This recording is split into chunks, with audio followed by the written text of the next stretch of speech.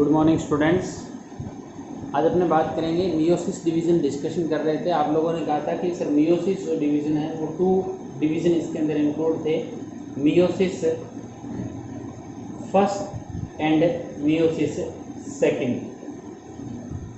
Last video में अपने ये डिस्कशन किया था, meiosis first and meiosis second का बेसिक सी बात की थी आप लोगों ने। मियोसिस फर्स्ट को आप लोगों ने बोला था रिडक्शन डिवीज़न।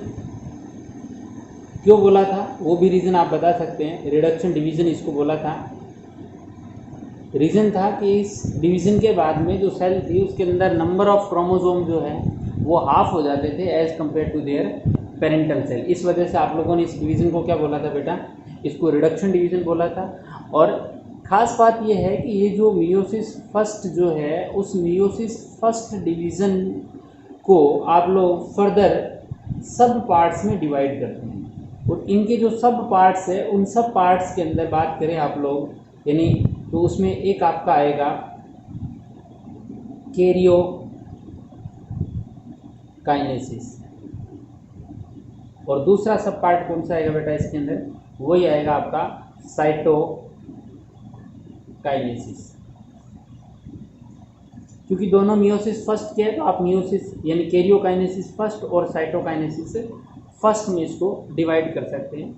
ये जो आपका कैरियोकाइनेसिस फर्स्ट है, मियोसिस फर्स्ट के अंदर जो न्यूक्लियस का डिवीजन हो रहा है, कैरियोकाइनेसिस फर्स्ट जो है, इस कैरियोकाइनेसिस फर्स्ट को आप लोग फर्दर कुछ सब स्टेजेस में डिवाइड कर रहे हैं, जिनमें से एक सब स्टेज जो है वो आपकी है लेप्टोटीन। कौन सी है बेटा, वो है सॉरी इसकी कैरियोकाइनेसिस फर्स्ट की एक है प्रोफेज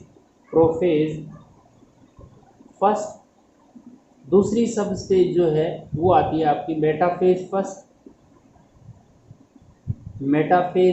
फर्स्ट। तीसरी सब स्टेज आती है बेटा वो आती है एनाफेज फर्स्ट। और फोर्थ जो सब स्टेज आती है वो आती है आपके टीलोफेज फर्स्ट। यानी कुल मिला के आप बात करेंगे कि मियोसिस फर्स्ट जो रिडक्शन डिवीजन है उसके अंदर, क्योंकि जो भी डिवीजन होता है उसमें कैरियोकाइनेसिस होता है, यानी न्यूक्लियस का डिवीजन जो है उसको prophase first, anaphase first, metaphase first, anaphase first and telophase first, 4 सब स्टेजेस के अंदर आप लोगों ने इनको डिवाइड कर दिया। इनमें से भी अपने बात करें, ये जो प्रोफेज फर्स्ट जो है ये लॉन्गेस्ट फेज है। खास बात यह है कि लॉन्गेस्ट है और साथ में मोस्ट कॉम्प्लेक्स फेज है बेटा, ठीक है। लॉन्गेस्ट फेज है और ख़ास बात क्या है कि ये लॉन्गेस्ट के साथ साथ में कॉम्प्लेक्स फेज भी है, यानी लॉन्गेस्ट है, मोस्ट कॉम्प्लेक्स फेज है। इस मोस्ट कॉम्प्लेक्सिटी के पीछे रीजन जो है वो आप दे सकते हैं on the basis of chromosomal behaviour. आप कॉम्प्लेक्स क्यों बोल रहे हैं इसको, on the basis of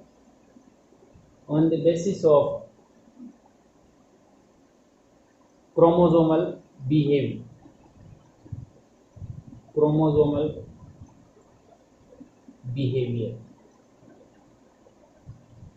chromosomes का जो बिहेव है उसकी बेस पे आप इसको क्या बोलते हैं बेटा, longest and most complex phase बोल रहे हैं। और ये मोस्ट कॉम्प्लेक्स फेज है, इसका मतलब इस फेज की कुछ सब फेजेस भी आती है, सब फेज भी मिलेगी आपको।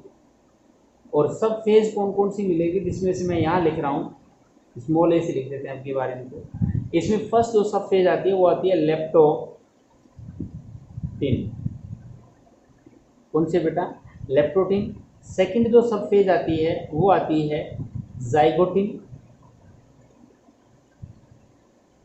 थर्ड जो सब फेज आती है वो आती है आपकी पेकाइटिन।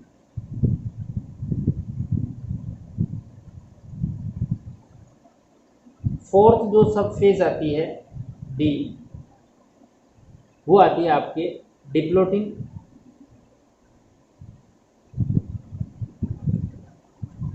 और फिफ्थ जो सब फेज है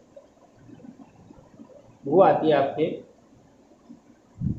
डाइकाइनेसिस।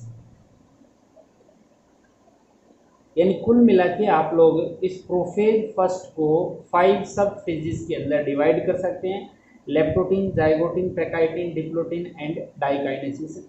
आप इसको शॉर्ट में इस जाइगोटीन को बोलते हैं तो ऐसे लगता है जी आता है, तो मैं इसको शॉर्ट में लिख रहा हूँ एल जेड से लिखना चाहिए वैसे, बट मैं इसको रिप्रेजेंट करूँगा जी से, यानी एल जी का जो टीवी आता है उसको पैक करवाना है डबल डिब्बे में, यानी leptotene, zygotene, pachytene, diplotene and diakinesis. याद रखने का सीक्वेंस थोड़ा सा ट्रिकी बता रहा हूँ, बाकी इसमें कोई लेना देना नहीं है, अपने को जेड से ही स्टार्ट करना है इसको। देखो मोस्ट ऑफ एग्जाम्स जो है उनके अंदर आप लोगों का जो क्वेश्चन यदि मियोसिस से रिलेटेड आता है तो यहाँ तक क्वेश्चन आ जाता है। पहला क्वेश्चन तो यही आ जाता है कि नॉर्मल आप लोगों ने मिटोसिस डिवीजन के अंदर स्टडी किया था कि जो इंटरफेज है वो मोस्ट कॉम्प्लेक्स और या इंटरफेज जो है लॉन्गेस्ट फेज थी, जबकि यहाँ आप मियोसिस की बात करें तो इंटरफेज से भी ज़्यादा टाइम किस में लगता है, प्रोफेज फर्स्ट में लगता है। तो इसका मतलब लॉन्गेस्ट फेज कौन सी बेटा, प्रोफेज फर्स्ट हुई। दूसरा इसमें सबसे कॉम्प्लेक्स फेज भी कौन सी है, प्रोफेज फर्स्ट। बाई चांस कोई डीपली क्वेश्चन आता है कि आप लोगों ने प्रोफेज फर्स्ट को कॉम्प्लेक्स फेज बोला है, किस बेस पे बोला है, तो आप बोल सकते हैं on the basis of chromosomal behaviour, यानी क्रोमोसोम का बिहेव कैसा है उसके बेस पे आप लोगों ने इसको मोस्ट कॉमन फेज में डिवाइड किया है, मोस्ट कॉमन फेज बोला है इसको। और इसको मोस्ट कॉम्प्लेक्स है, इस वजह से आप लोगों ने इसको क्या है 5 सब स्टेजेस में डिवाइड कर दिया, leptotene, zygotene, pachytene, diplotene and diakinesis में। देखो मोस्ट ऑफ एग्जाम्स के अंदर क्वेश्चन जो आता है वो इनका सीक्वेंस पूछा जाता है, इनका इन फेजेस का, यही सीक्वेंस याद रखना है, leptotene, zygotene, pachytene, diplotene and diakinesis. Most of exams के अंदर यही पूछा जाता है। दूसरा क्वेश्चन आएगा तो लॉन्गेस्ट फेज का पूछेगा, तो प्रोफेज फर्स्ट जो है वो आपके लॉन्गेस्ट फेज है। कॉम्प्लेक्स का पूछेगा तो प्रोफेज फर्स्ट जो है वो कॉम्प्लेक्स फेज है। फिर यदि कोई क्वेश्चन आएगा तो वो इन सब फेजेस के अंदर से क्वेश्चन जो उठाएगा उनका भी अपने डिस्कशन करेंगे, बट एक बार आप लोग इसका स्क्रीनशॉट जो है वो ले लेंगे।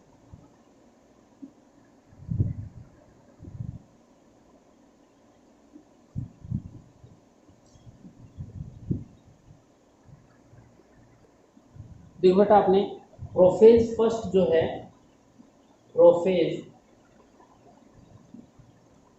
फर्स्ट जो है उस प्रोफेज फर्स्ट की फर्स्ट सब स्टेज ले रहे हैं आप लोग, वो ले रहे हैं लेप्टोटीन। इस लेप्टोटीन की बात करें, इस लेप्टोटीन के कुछ करैक्टर मैं यहाँ लिख रहा हूँ, फिर डायग्रामेटिकली भी बात करेंगे।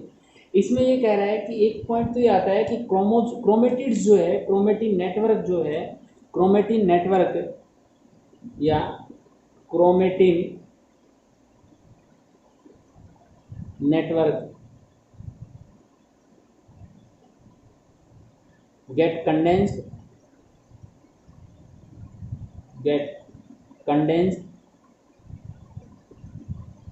and form chromosome। ठीक है, यानी क्रोमेटिन नेटवर्क से क्रोमोसोम की फॉर्मेशन हो जाएगी, which are longest and thinnest. यानी ये जो क्रोमेटिन नेटवर्क है, क्रोमेटिन नेटवर्क से जो क्रोमोसोम की फॉर्मेशन होगी, ये क्रोमोसोम जो है वो लॉन्ग तो होंगे ही होंगे, और सबसे लॉन्ग क्रोमोसोम आपको कौन सी फेज में मिलेंगे, इस लेप्टोटीन के अंदर मिलेंगे, और साथ में थिन होते हैं, पतले होते हैं। खास बात ये है, दूसरा पॉइंट भी अपने डिस्कशन कर लेते हैं इसके अंदर। सेकंड पॉइंट बात करें कि ऑल द क्रोमोसोम जो है, या all chromosome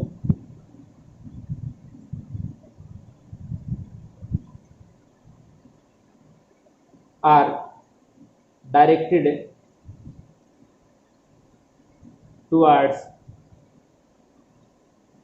all chromosomes are directed towards centrosome या सेंट्रियोल की तरफ डायरेक्टेड रहते हैं। ठीक है, तीसरा पॉइंट आप लोग बोल सकते हैं जो इंपॉर्टेंट फीचर है इसका, वो है आपका कि ये जो क्रोमोसोम्स है वो बुकेट स्टेज की फॉर्मेशन करते हैं। बुकेट या क्रोमोसोम फॉर्म बुकेट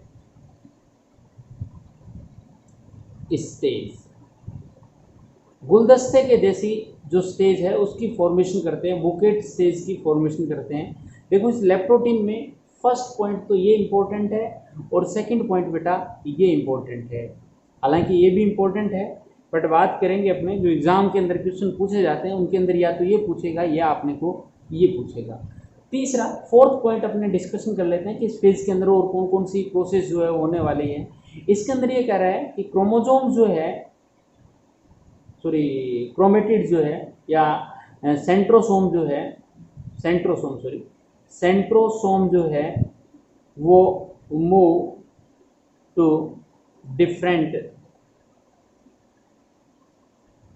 पोल या अपोजिट पोल्स की तरफ ये मूवमेंट जो है वो स्टार्ट कर देते हैं। तो कुल मिला के इसके अंदर लेप्टोटीन के अंदर दो ही कंडीशन अपने को याद रखनी है। मैं देखो एक कॉमन एग्जांपल ले रहा हूँ, जिस सेल की आप बात कर रहे हो उस सेल की मान लो आपके पास ये जो इस प्रोफेज फर्स्ट से, मैं प्रोफेज फर्स्ट नहीं लिख रहा, ये नॉर्मल डिप्लॉइड सेल की बात कर रहा हूँ। ये नॉर्मल डिप्लॉइड सेल है, 2n टाइप ऑफ सेल है, क्योंकि मेयोसिस डिवीजन हमेशा 2n डिप्लॉइड सेल में ही होगा, खास बात ये है।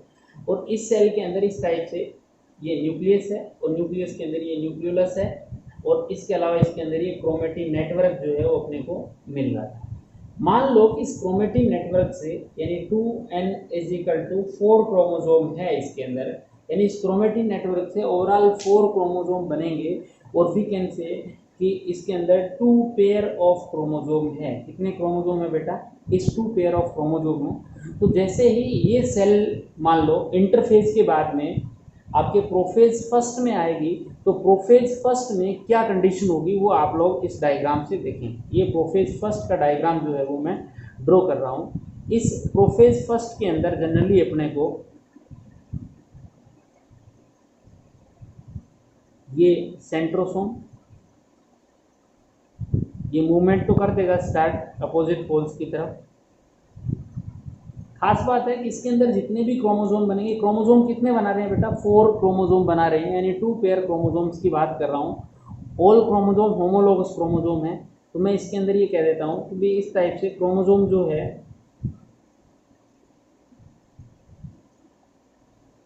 आई थिंक दिख रहा होगा, ये 1 क्रोमोसोम, इसका होमोलोगस मैं रेड से ड्रॉ करूंगा।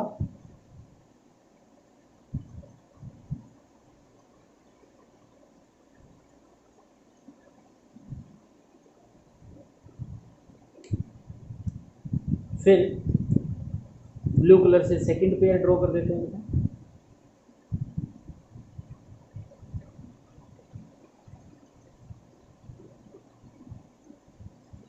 फिर अपने नेक्स्ट क्रोमोसोम जो है वो इधर ड्रॉ कर देता हूँ।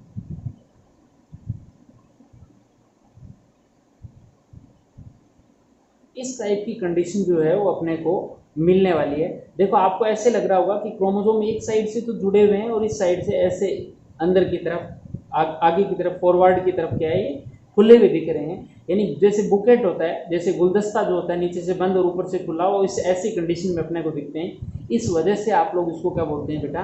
आप बोलते हैं इसको बुकेट स्टेज। खास बात है कि क्रोमोसोम की लेंथ ज़्यादा है, वैसे थिन है, तो थिनेस्ट एंड लॉन्गेस्ट क्रोमोसोम आपको कौन सी फेज में मिलने वाले हैं?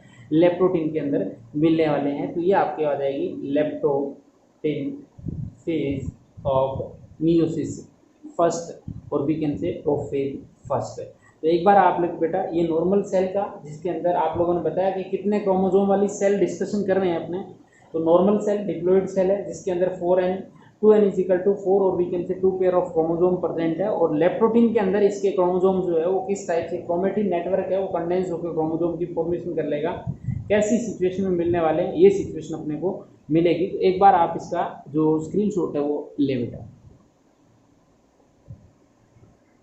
नेक्स्ट जो फेज है, सब फेज जो है वो अपने बात करेंगे बेटा जाइगोटिन की। जाइगोटिन जो है उस जाइगोटिन सब स्टेज की बात करने वाले हैं। देखो जाइगोटिन के कुछ करैक्टर है, जिसमें से फर्स्ट करैक्टर जो इम्पोर्टेंट है आप लोगों से पूछा जा सकता है वो आ जाता है इसके अंदर in this phase pairing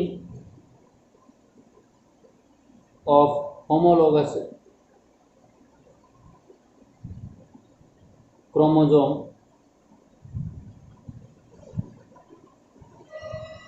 pairing of homologous chromosome जो है वो आप लोगों को किसके अंदर मिलने वाली है बेटा, इस जाइगोटिन के अंदर मिलने वाली है। Pairing of homologous chromosome occurs which is known as synapsis. ये टर्म बार बार एग्जाम के अंदर पूछी जाती है कि सिनेप्सिस की फॉर्मेशन जो है वो कौन सी फेज के अंदर होती है, तो जाइगोटिन के अंदर। इस जाइगोटिन के अंदर सिनेप्सिस बनता है, इस वजह से कई बार इसको नेम भी आप लोगों को दूसरा मिल सकता है, वो मिल सकता है सिनेप्टोटिन। सिनेप्टोटिन भी इसका नेम मिल सकता है due to the presence of synaptonemal complex और सिनेप्सिस। दूसरी खास बात है कि इसके अंदर होमोलोगस क्रोमोसोम जो है, होमोलोगस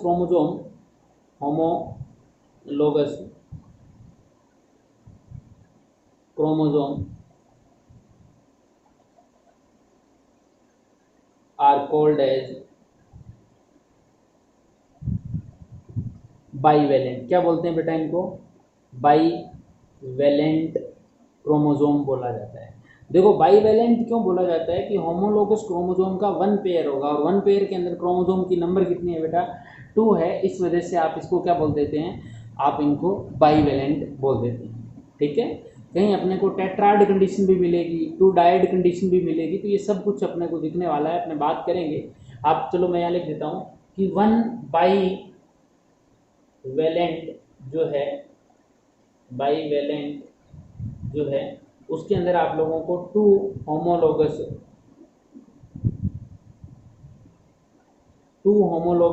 क्रोमोसोम जो है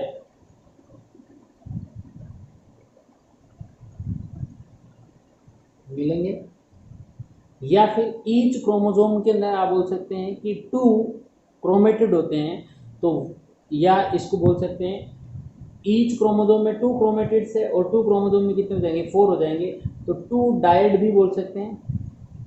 यानी एक के अंदर 2 क्रोमेटिड होते हैं, 2 क्रोमेटिड्स होते हैं, इसलिए 2 के अंदर कितने हो गए, इसको बोल दिया 2 डायड्स, यानी 2 के ग्रुप के 2 क्रोमेटिड्स वाले कितने हो गए, 2। या फिर इसको बोल सकते हैं 1 टेट्राड। ये कुछ भी नेम आप लोगों से दे सकता है इसके अंदर, ये कंडीशन जो है वो आप लोगों को पूछी जा सकती है एग्जाम के अंदर। ठीक है, तीसरा पॉइंट अपने डिस्कशन करें कि ये जो सिनेप्टोनेमल कॉम्प्लेक्स जो है, थर्ड कंडीशन सिनेप्टोनेमल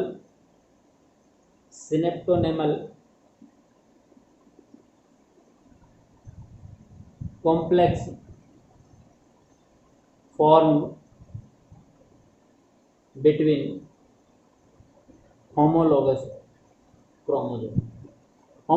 क्रोमोसोम्स के बीच में आप लोगों को सिनेप्टोनेमल कॉम्प्लेक्स जो है उसकी फॉर्मेशन मिलेगी, सिनेप्टोनेमल कॉम्प्लेक्स जो है वो मिलेगा। तो ये आप लोगों के कुछ जो जाइगोटिन स्टेज है उस आप जाइगोटिन या सिनेप्टोटिन स्टेज के कुछ आप लोगों को कैरेक्टर्स जो है वो मिलने वाले हैं। अब अपने इस फेज के डायग्राम की बात कर लेते हैं। इस डायग्राम के अंदर आप देखेंगे तो ये नॉर्मल सेल, इस नॉर्मल सेल के अंदर ये मान लो न्यूक्लियस है। अब इसमें ये कह रहा है कि होमोलोगस क्रोमोसोम्स की पेयरिंग मिलेगी आप लोगों को। होमोलोगस क्रोमोसोम की पेयरिंग इस टाइप से मिलेगी, देखो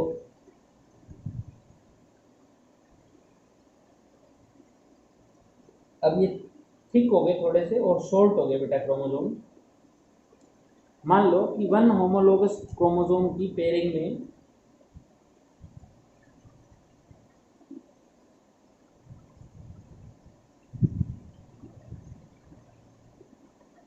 रेड भी है, इसमें ब्लू भी है। ठीक है, और सेकंड जो पेयरिंग है उस सेकंड पेयरिंग में बेटा अपने इसको ले लेते हैं, देखो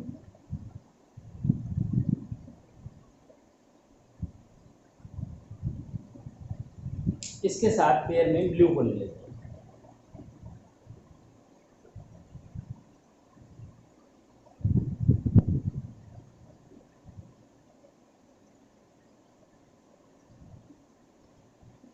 ये कंडीशन है, मतलब यहाँ ये कह रहा है कि आप लोगों को 1 बाईवेलेंट ही दिखता है जिसके अंदर 3 DNA स्ट्रैंड्स मिल रहे हैं, 3 cord of thick lines of DNA अपने को दिख सकती है 1, 2 एंड 3। आपको सेंटर वाली में दिख नहीं रहा कुछ भी, तो सेंटर वाली जो ओवरलैप हो रही है, कंडीशन जो आ रही है कॉम्प्लेक्सिसिटी की, इसी स्ट्रक्चर को आप बोलते हैं सिनेप्टोनेमल कॉम्प्लेक्स। ठीक है, तो इस टाइप से आप लोगों को जो होमोलोगस क्रोमोसोम है, उन होमोलोगस क्रोमोसोम्स की कंडीशन जो है वो आपको मिलने वाली है। तो ये आपकी कौन सी फेज आ जाएगी बेटा, ये आ जाएगी जाइगोटिन, या फिर इसी का दूसरा नेम क्या बोला आप लोगों ने, सिनेप्टोटिन फेज जो है वो आ जाएगी। तो एक बार आप इसका भी स्क्रीनशॉट जो है वो बेटा लें कि जाइगोटिन के अंदर क्या क्या कंडीशन आपको मिलने वाली है। बेटा थर्ड फेज जो है उसकी बात करते हैं, वो आती है आपके पेकाइटिन की। पेकाइटिन फेज जो है इसके अंदर थिक थ्रेड्स मिलेंगे, यानी क्रोमोसोम जो है वो थिक हो जाएंगे। देखो इस फेज को समझने से पहले थोड़ा सा डायग्रामेटिकली आप देखें, आप लोगों ने इससे लास्ट फेज जो थी यानी जो जाइगोटिन थी, इस जाइगोटिन के अंदर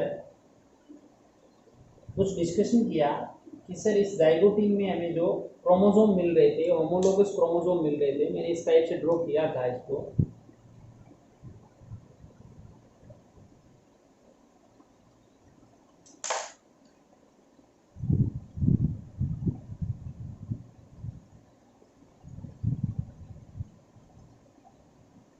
जाइगोटिन को अपने इस टाइप से ड्रॉ किया था, है ना, याद आ रहा होगा भी, आपने स्क्रीनशॉट लिया था। जाइगोटिन ये थी, देखो इसमें ये होमोलोगस क्रोमोसोम का पेयर है, ये भी होमोलोगस क्रोमोसोम का पेयर है। देखो इसमें लोअर साइड में आप इसको ऐसे मान के चलें, वैसे कोई लोअर अपर नहीं है, बट फिर भी मैं यूँ कह रहा हूँ कि मेरी वाली तरफ ये इस साइड में ब्लू और इधर ब्लैक दिख रहा है, ये ब्लू वाला तो जा रहा है अप साइड में, ठीक है, और ये इसके साथ में होमोलोगस जो ब्लैक वाला है वो आ रहा है बेटा डाउनवर्ड, यानी ये नीचे की तरफ आ रहा है। ठीक है, ये नीचे की तरफ आ रहा है, ये अप साइड में जा रहा है। यानी क्रोमोसोम आप लोग इसको ऐसे देखें कि ये होमोलोगस क्रोमोसोम है, तो ये ऐसे मूवमेंट कर रहे हैं, ये ऐसे जा रहा है और वो इधर आ रहा है, मतलब ये ऐसे क्रॉस ओवर करेंगे एक दूसरे को। ठीक है, तो ये जो कंडीशन आएगी वो पेकाइटिन में डिस्कशन करेंगे। मतलब पहले ये उसके अंदर लेप्टोटिन के अंदर अलग अलग थे, अब इनकी पेयरिंग हुई, अट्रैक्शन बढ़ा, उसकी वजह से पेयरिंग हुई, पेयरिंग होके ये एक सिचुएशन तो आ गई जिसके अंदर जाइगोटिन के अंदर और पेकाइटिन के अंदर ये क्या करेंगे बेटा, एक दूसरे को क्रॉस करेंगे, यानी ये जो ब्लू वाला अप साइड में जाएगा, ब्लैक वाला नीचे जाएगा, इधर रेड वाला डाउनवर्ड आएगा और ब्लैक वाला कहाँ जाएगा, अपवर्ड जाएगा, यानी इनकी अपोजिट डायरेक्शन के अंदर बेटा क्या होती है, मूवमेंट होती है। इसी मूवमेंट के बेस पे आप लोग एक बार इसको देखें कि भाई ये जो आपके क्या बोलते हैं पेकाइटिन स्टेज है, इस पेकाइटिन स्टेज में आप लोगों को कौन कौन से कैरेक्टर्स जो है वो मिलने वाले हैं। तो देखें पेकाइटिन के अंदर फर्स्ट पॉइंट तो ये है कि क्रोमोसोम जो होते हैं वो थिक होते हैं, क्रोमोसोम थिक होंगे। ठीक है, दूसरा पॉइंट आप लोग ये लिख सकते हैं, due to increase attraction between homologous chromosome, मैं शॉर्ट लिख रहा हूँ बेटा, होमोलोगस क्रोमोसोम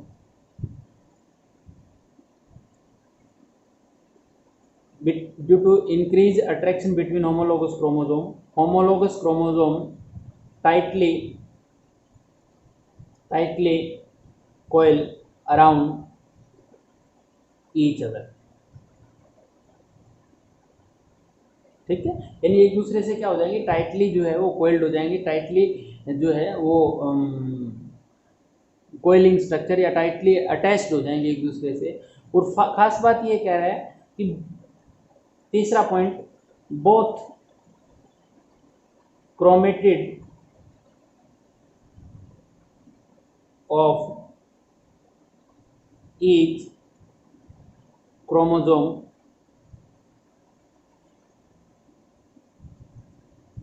बिकम डिस्टिंक्ट, यानी जो क्रोमेटिड्स होंगे, जैसे यहाँ तो क्रोमेटिड्स में क्या हो रहा है, देखो रेड वाले कंप्लीट नहीं दिख रहे, ब्लैक वाले कंप्लीट दिख रहे हैं, यानी ओवरलैपिंग हो रही है, ओवरलैपिंग यही होगी, बट दोनों क्रोमेटिड जो है वो क्लियर अपने को दिखेंगे। मैं अभी डायग्राम बताऊंगा तब आप लोग देखना इसके अंदर किस टाइप से क्लियरिटी जो है वो अपने को दिख रही है। फिर आप बोल सकते हैं कि बाईवेलेंट जो था ना, बाईवेलेंट नाउ कॉल्ड टेट्राड, या फिर आप बोल सकते हैं डाइड। डाइड क्यों बोलेंगे, क्योंकि पहले तो क्रोमेटिड क्लियर नहीं दिख रहे थे, यहाँ क्या दिखने लग जाएंगे बेटा, वही होमोलोगस के बहुत क्रोमेटिड जो क्लियर दिखेंगे, डिस्टिंक्ट दिखेंगे। तो ऐसी सिचुएशन में आप लोगों को कुल मिलाकर 4 क्रोमेटिड दिखते हैं, यानी टेट्राड की कंडीशन जो है अपने को मिल रही है। फिर ये कह रहा है, एक करेक्टर इसका ये भी है, क्रॉस या between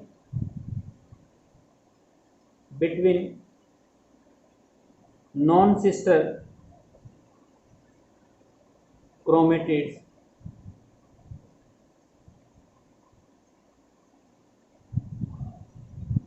recombination nodules are formed. Recombination nodule are formed, ठीक है। रिकॉम्बिनेशन नोड्यूल फॉर्म होते हैं, यानी कि कौन सी प्रोसेस होगी बेटा, क्रॉसिंग ओवर की प्रोसेस होगी, क्रॉसिंग ओवर जो है उसकी प्रोसेस होगी, क्रॉस ओवर की फॉर्मेशन होगी। तो ये अपने को इंपॉर्टेंट पॉइंट याद रखना है कि क्रॉसिंग ओवर की प्रोसेस किसके अंदर हो रही है, आपके पेकाइटिन के अंदर हो रही है। इसके अलावा टेट्राइड या डाइड कब दिखेगा आप लोगों को, आपके पेकाइटिन के अंदर मिलेगा, जाइगोटिन के अंदर बाइवेलेंट अपने को दिख रहा था। तो एक तो ये कंडीशन, और फिर ये कह रहा है कि इसी से रिलेटेड एक थ्योरी दी गई थी, breakage and reunion theory, breakage and reunion theory applied या is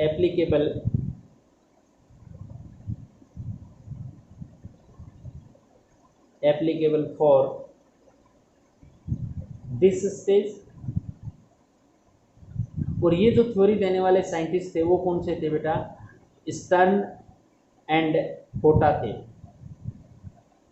stern and Hota scientist थे जिन्होंने ये थ्योरी दी थी, ब्रेकेज एंड रीयूनियन थ्योरी देने वाले साइंटिस्ट थे स्टर्न एंड होटा।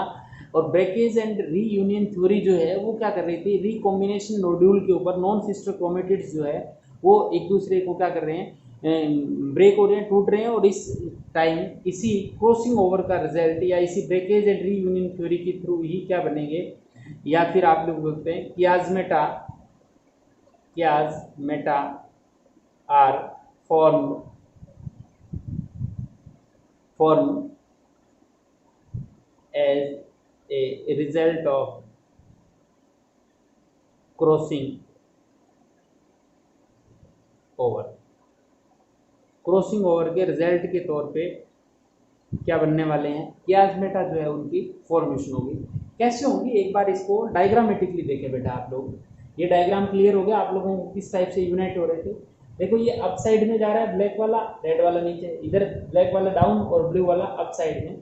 तो इनके यूनियन से, इनके इस टाइप से मूवमेंट करने की वजह से कैसे कंडीशन आएगी, क्या कंडीशन आने वाली है उसको देखें आप।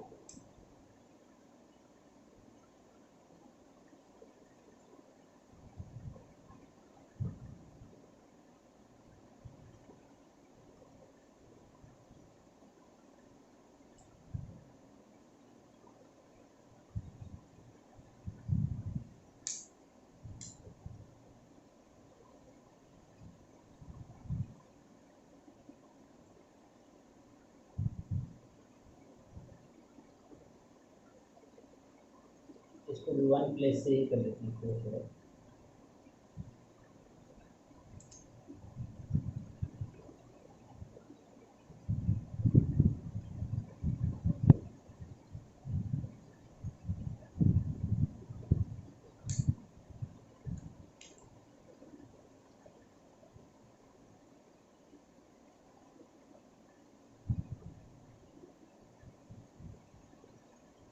थोड़ा सा बेटा डायग्राम में,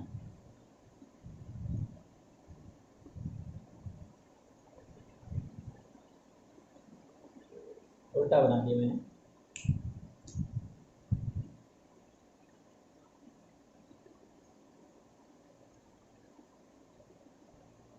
इसको भी मैं थोड़ा सा सही तरीके से रिप्रेजेंट कर रहा हूँ।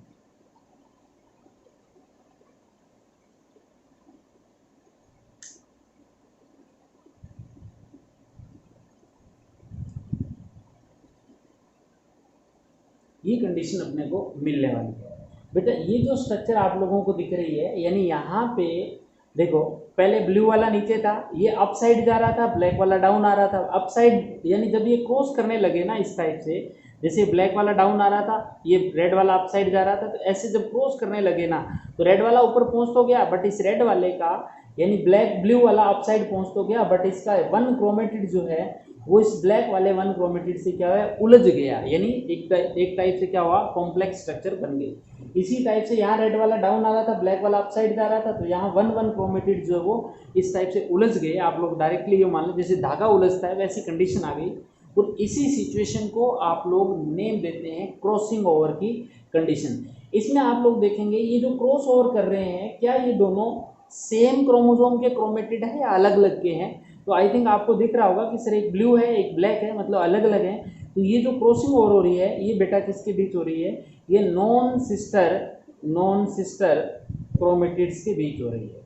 किसमें हो रही है बेटा?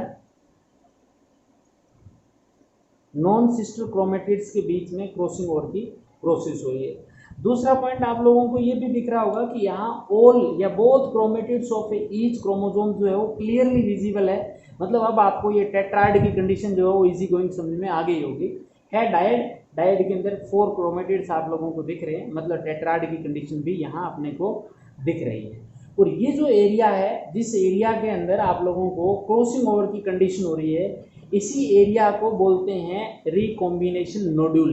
बेटा रिकॉम्बिनेशन नोड्यूल क्यों बोल रहे हैं इनको? क्योंकि इस कंडीशन में, इस सिचुएशन में, जैसे आप लोगों ने देखा होगा थिन थ्रेड जो है वो उलझ जाते हैं, उनको सेपरेट करते हैं तो कई बार टूट जाते हैं। तो यहाँ ये कह रहा है कि इस एरिया में ब्रेक होने के और रीयूनियन होने के चांसेस भी ज़्यादा रहेंगे, यानी क्रोमेटिड्स के आपस में टूटने और फिर बाइंड होने के चांसेस जो है वो ज़्यादा रहते हैं। तो इसलिए ब्रेकेज एंड रीयूनियन थ्योरी इसके ऊपर अप्लाई होगी।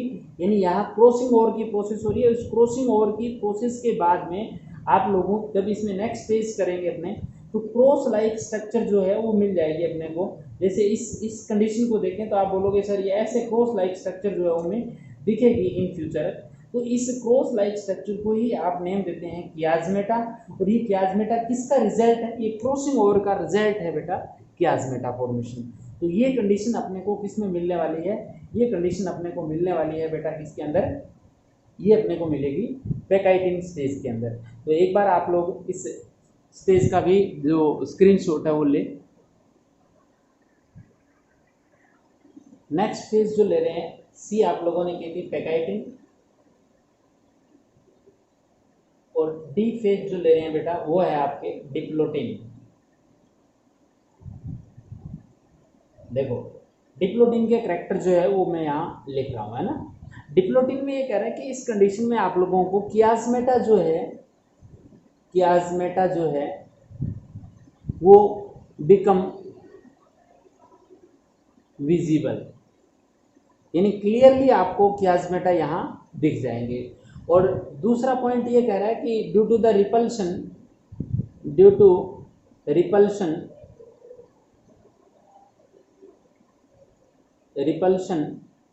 रिपल्शन या यूँ बोल सकते हैं डी सिनेप्सिस। इन सिनेप्सिस में तो क्या आ रहे थे, होमोलोगस क्रोमोसोम जो है वो पास पास में आ रहे थे। और यहाँ ये कह रहा है कि जो होमोलोगस क्रोमोसोम है वो रिपेल होने लगे, दूर दूर जाने लगे। तो कियाज्मेटा जो है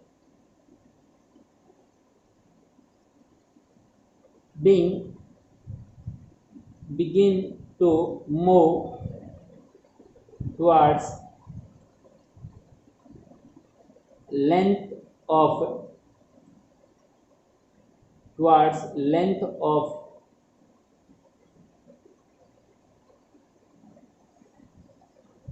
chromosome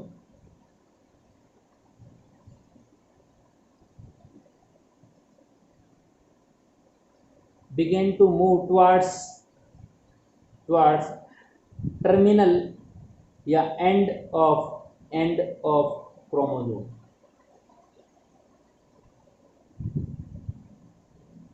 along with length of chromosome। और ये जो मूवमेंट होती है इसको बोलते हैं बेटा टर्मिनलाइजेशन। ये एग्जाम के अंदर पूछी जा सकती है कि टर्मिनलाइजेशन की प्रोसेस कब होती है, तो डिप्लोटिन के अंदर जाके टर्मिनलाइजेशन की प्रोसेस जो है वो अपने को मिलेगी। और ये जो टर्मिनलाइजेशन होती है इसके अंदर जो क्रोमेटिड्स है, या यूँ मान लें कि क्याजमेटा जो है वो एंड पार्ट की तरफ मूवमेंट करेंगे, तो यहाँ क्रोमोजोम जो है या क्रोमेटिड्स ओपन लाइक जिप, यानी जो जिस टाइप से चेन खोलते हैं अपने चेन या जिप जिस टाइप से खुलती है उस कंडीशन में जिप लाइक मैनर के अंदर क्रोमेटिड्स जो है वो ओपन होते हैं, खुलते हैं। और ख़ास बात ये है कि ये इट या दिस स्टेज may be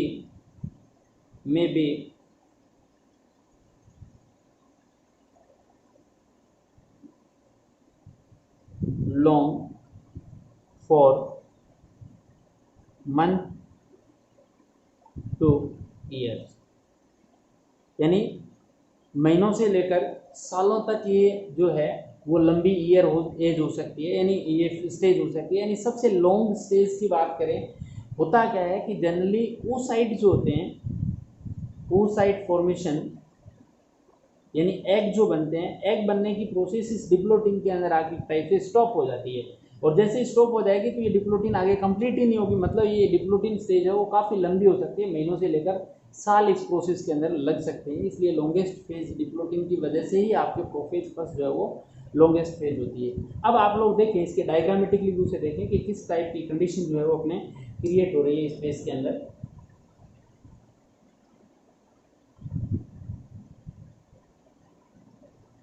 ये तो अपोजिट पोल की तरफ आ ही गए सेंट्रियोल। तो इसके अलावा ये कह रहा है कि जो क्रोमोसोम्स थे इस टाइप से उनके अंदर रिपल्शन स्टार्ट हो गया। अब आप लोगों ने कहा कि सर ये टर्मिनल पार्ट पे पहुंच गया क्याजमेटा जो था, क्याजमेटा कहाँ पहुंच गए, टर्मिनल पार्ट पे पहुंच गए। और ख़ास बात ये भी हो सकती है कि आप लोग ये भी कह सकते हैं इसके अंदर कि सर टर्मिनल पार्ट पे पहुंचे उस टाइम कुछ ब्रेकेज एंड रीयूनियन की कंडीशन भी क्रिएट हो सकती थी। और ये ब्रेकेज और रीयूनियन की कंडीशन जो है, मान लो वन साइड में ब्रेकेज एंड रीयूनियन हो गया,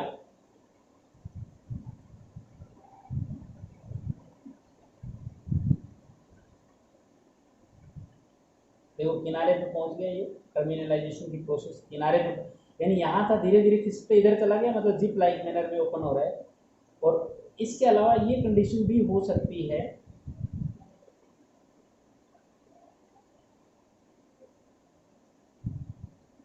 बिल्कुल एंड पे पहुंच गए। दूसरी साइड में बात करें आप लोग,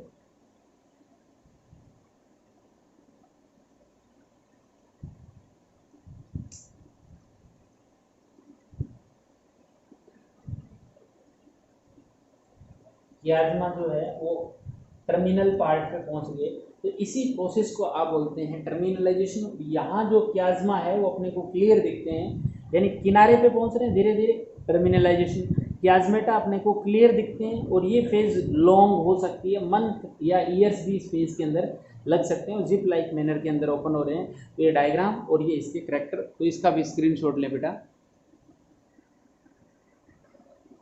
नेक्स्ट स्टेज जो है बेटा वो अपनी आती है डाइकाइनेसिस। कौन सी आती है बेटा, ई नंबर की जो फेज है वो आती है आपके डाइकाइनेसिस।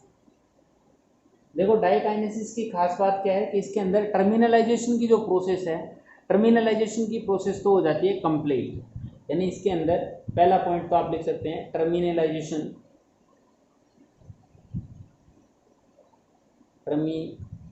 Terminalisation completed. टर्मिनलाइजेशन तो क्या हो गया बेटा, कंप्लीट हो गया।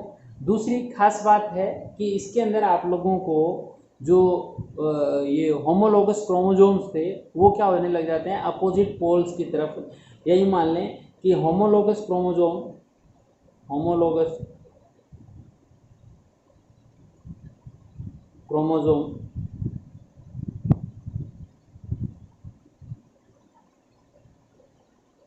remain attached to each other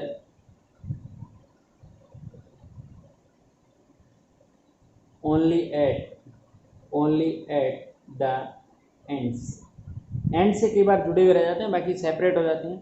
और ख़ास बात क्या है कि इसकी जो आप लोगों से पूछी जा सकती है डाइकाइनेसिस के अंदर, वो पूछी जा सकती है कि न्यूक्लियर मेम्ब्रेन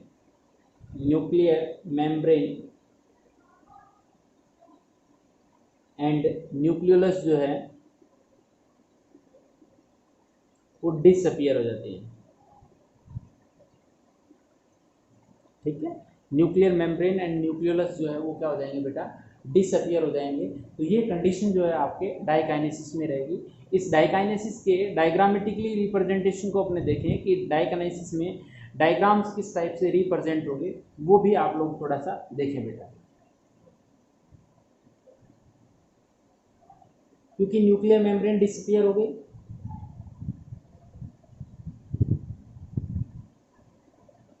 ठीक है। अब ये कह रहा है कि आप लोगों ने देखा होगा इस टाइप से कि ये जो क्रोमोजोम्स थे होमोलोगस क्रोमोजोम में, थोड़ा सा ध्यान से देखना बेटा इसको।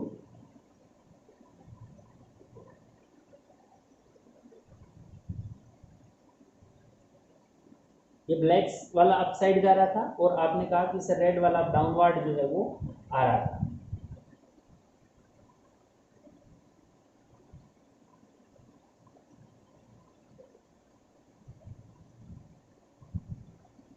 देखो क्रॉसिंग ओवर हुई, आपने कहा कि सर ब्रेकेज एंड रीयूनियन हो सकता है। उसी टाइम हो सकता है कि इस क्रोमेटिड का कुछ पार्ट या इस क्रोमेटिड का रेड वाला जो आपको क्रोमेटिड दिख रहा है, इस क्रोमेटिड का कुछ पार्ट ब्रेक डाउन हुआ और टूटा और वो ब्लैक वाले के साथ अटैच हो गया। तो ये मान लो इसके साथ अटैच हो गया। और उसी टाइम ब्लैक वाले का कुछ पार्ट टूटा और किसके साथ अटैच हो सकता है बेटा, रेड वाले के साथ ज्वाइंट हो सकता है। यानी अपोजिट कंडीशन हो गई कि रेड वाले का कुछ पार्ट ब्रेक डाउन हुआ, किसके साथ जुड़ गया, ब्लैक वाले के साथ। और ब्लैक वाले का कुछ ब्रेक डाउन हुआ और किसके साथ जुड़ गया बेटा, रेड वाले के साथ जुड़ सकता है। और ये कंडीशन जो है वो क्रिएट हो सकती है ना। और ये जो क्रोमोजोम है वो अपने को ऐसा लग रहा है कि भाई ये किनारे से जुड़े हुए दिख सकते हैं। ये कंडीशन जो है वो क्रिएट हो जाएगी। इसी वजह से इसको आप लोगों ने बोला था मेयोसिस को कि इसके अंदर जो आइडेंटिकल सेल्स नहीं बन रही। देखो इस क्रोमोजोम का कुछ पार्ट ब्लैक वाले के साथ चला गया, ब्लैक वाले का कुछ किसके साथ आ गया, रेड वाले के साथ आ गया। हालांकि ये होमोलोगस क्रोमोजोम है, बट यहाँ कुछ पार्ट जो उनका एक्सचेंज हो गया रिकॉम्बिनेशन की प्रोसेस के थ्रू। जो मटेरियल है उसका कुछ चेंज जो है वो हो गया, इस टाइप से एक्सचेंज जो है वो हो गया। इसी टाइप से यहाँ इधर वाले होमोलोगस की बात करें,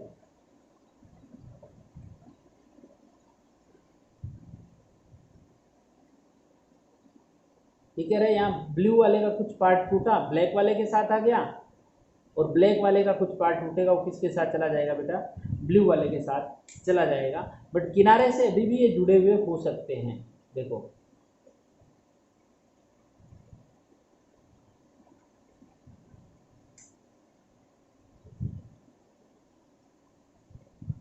ये कंडीशन आती है इसके अंदर, ठीक है। यानी किनारे से जुड़े हुए हैं, ब्लू वाले का कुछ पार्ट ब्लैक वाले के साथ, ब्लैक वाले का ब्लू के साथ, यानी एक्सचेंज हो गया। यहाँ कुछ part of some part of DNA जो है वो एक्सचेंज हो गया। और यही क्रॉसिंग ओवर की खास बात है कि क्रॉसिंग ओवर की प्रोसेस में ये एक्सचेंज ही हो रहा था। जहाँ आप लोगों ने लिखा था ब्रेकेज एंड रीयूनियन थ्योरी, तो ब्रेकेज एंड रीयूनियन के थ्रू कुछ पार्ट ब्रेक डाउन हुआ, वो दूसरे के साथ हो सकता है वो ब्लैक वाले का ब्रेक डाउन होने के बाद ब्लैक वाले के साथ वापस जुड़ जाता। बट मैं यहाँ रिकॉम्बिनेशन बता रहा हूँ कि कुछ कुछ करेक्टर चेंज हो गए, तो वो किस वजह से चेंज हो गए, इसका पार्ट उसमें, उस वाले का पार्ट है इसमें, इस टाइप से चेंज जो है वो हो सकते हैं। तो ये आपके आ जाती है डाइकाइनेसिस की प्रोसेस, ठीक है। अब अपने जो बच गया इसके अंदर, आप लोगों ने आज मियोसिस फर्स्ट के अंदर प्रोफेज फर्स्ट की सब स्टेजेस ही डिस्कशन की है। अभी मैं मेटाफेज फर्स्ट, एनाफेज फर्स्ट और टीलोफेज फर्स्ट कराऊंगा। उसके बाद आप लोगों को जो मियोसिस सेकंड कराऊंगा। बट आप लोग इससे पहले एक काम करें, आप लोग ये जो आज की फेज मैंने बताई है वो, और इससे पहले मैंने आप लोगों को जो मिटोसिस डिवीजन कंप्लीट कराया था बेटा, उसको एक बार फुल फाइनल लर्न करें, उसको ध्यान से उसको स्टडी करें। लर्न करने के बाद ही अपने बात करेंगे कि इसकी अगली फेज में क्या क्या कंडीशन है। इसकी नेक्स्ट जो फेज आएगी वो बेटा आपको क्लियर तभी हो पाएगी जब आप लोग पीछे वाला लर्न करेंगे। उसको लर्न करके कल बैठे, कल की जो क्लास रहेगी अपने उसके अंदर इसको डिस्कशन करेंगे। आज के लिए बेटा इतना ही। Thank you.